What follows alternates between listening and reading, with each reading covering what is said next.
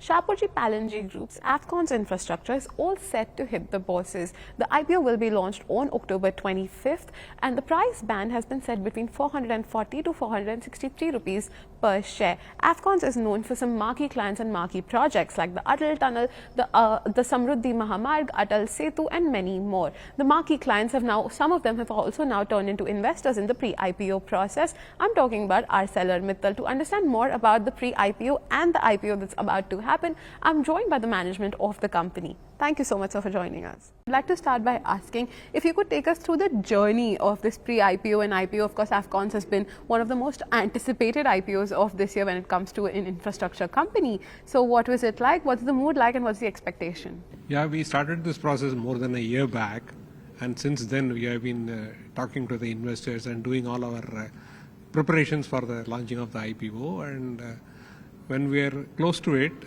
many of the investors wanted very assured allocations, and so we had to change our mix and give them that assured allocation, and now we are ready to hit the market. And once that was allocated to them, we reduced the size of the IPO. So now it is 8,400. 1250 is primary, and 5430 is a total IPO, and 2,950 is the pre-IPO. That's how it is. There was also much spoken about the pre-IPO round. So if you could take us through the pre-IPO round and who all have joined in this pre-IPO round. I would put it, we had one of the marquee investors is GIC, Government of Singapore. Then we had Enam Holdings, Akash Bansali, Madhu Kela, and also Madhu Kela from the HNI category. And there are several other marquee names like 361, Quant Mutual Fund, and whomever in the industry can do a pre-IPO, SBI General Insurance, and several other big names have done. And from the client side, it was a pleasant surprise to us when Mr. Lakshmi Mittal from the ArcelorMittal family, he wanted to invest in our issue. We've been working with ArcelorMittal for a long. The kind of probably respect he has for Afcons, he has put in a big check. And from the employees also, there have been a big participation. And we had opened it to senior management predominantly. And most of them have put in the money for the required thing, conveying a confidence in the overall issue size. Talking about this IPO, it is of course one of the biggest IPOs of this year. Could you tell us why did you decide on doing this now? Needed non-fund based facilities, more than fund-based facilities. Infrastructure industry depends substantially on non-fund based business like bank guarantee requirements. Every project requires between 18 to 25% of guarantees.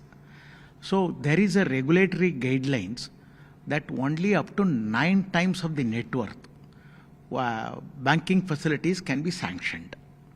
And while 9 times is the regulatory limit, up to 7 times bankers are comfortable. So for the purposes of getting non-fund based facility, we needed to shore up net worth. So that was one reason for the primary issue. And promoters had their requirements to pare off some of their promoter level debts. So towards that, they also wanted an offer for sale. In any case, they were holding 99%, 0.5% of the company with 0.5% between employees and ex-employees. Therefore, they are, even after the issue and other things, they would still hold a majority. So now post-IPO, what would the promoter holding of this 99% would be like? We expect post-issue somewhere at about 50.1, 50.2.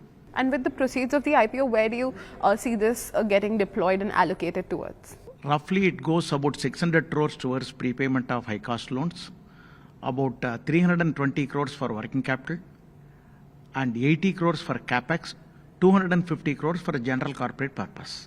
Our debt picture, we can't say in isolation, but every year on a year-on-year basis, we have been consistently in a position to bring down the debt. So we do expect an overall debt equity to be sub 0.5. Speaking of Afcons as a company, like I was saying earlier, it's very difficult to miss it as a company now because every big infrastructure project that you're crossing, be it the Atal Setu, the Atal Tunnel, the Mumbai and Delhi Metro projects, it's pretty hard to miss Afcons' name. Now, if you could take us through your order book and what does it look like? now around March 24, our order book was around 31,000 crores approximately. And thereafter we have added 19,500 crores, including L1 kind of projects. And key orders include an undersea tunnel for the high-speed rail, which has a 21-kilometer tunnel with 7 kilometer below the seabed. We are talking about Maldives, where 4 islands are being connected, and it is a significant project between Government of India and Government of Maldives. We have important Delhi metro projects, underground metro projects. We are doing it for DMRC in Delhi. ArcelorMittal, we are creating a complete iron ore beneficiation facilities in Liberia. In fact, originally when we entered the field, we were only civil engineering contractors and there were European contractors. Now it's all with Afcons. And more such projects are there. And what's the order book mix like when it comes to domestic and overseas projects? Roughly, normally it floats around 70-30. 70 is domestic and 30 is overseas, but it can vary 4-5% here and there.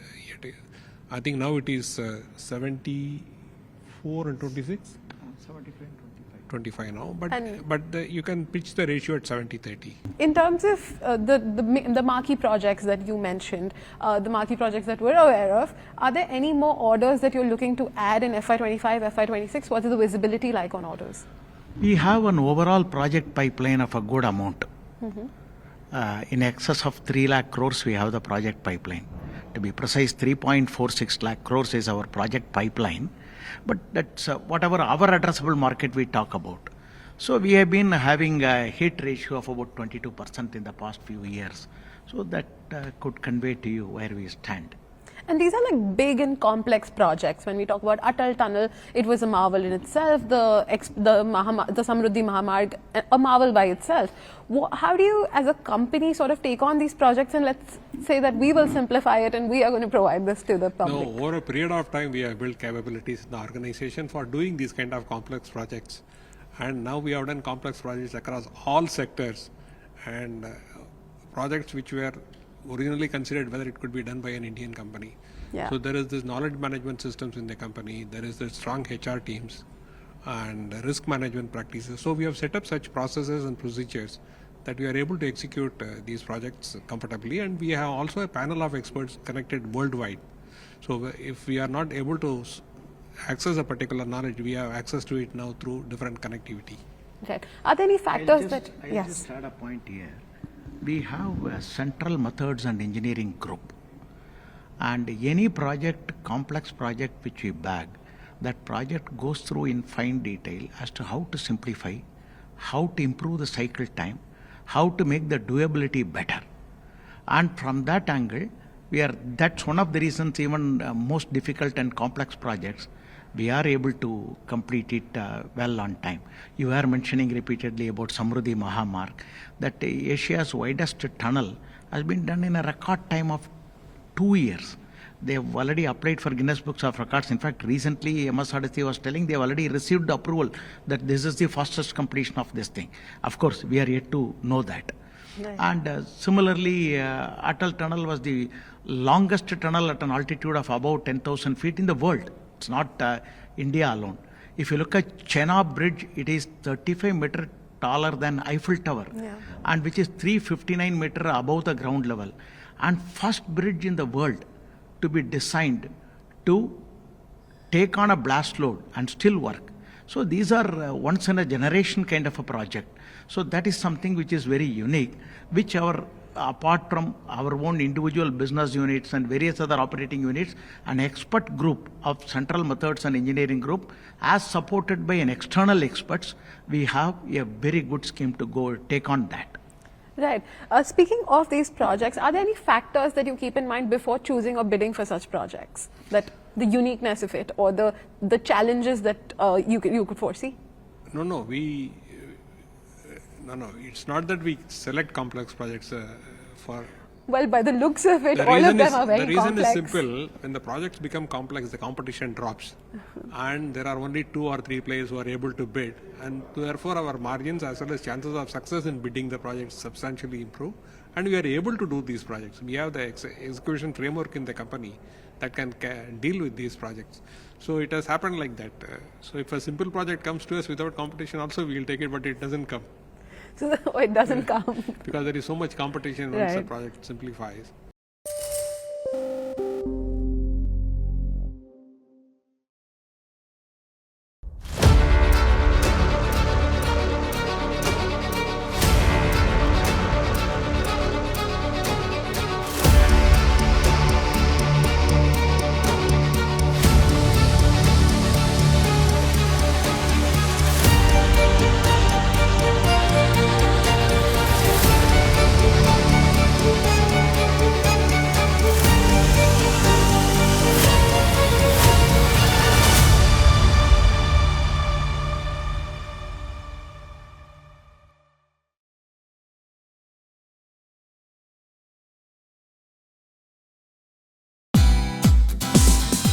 Thank you for watching us on CNBC TV18. For all news and updates, subscribe to our YouTube channel and watch us on all social media platforms.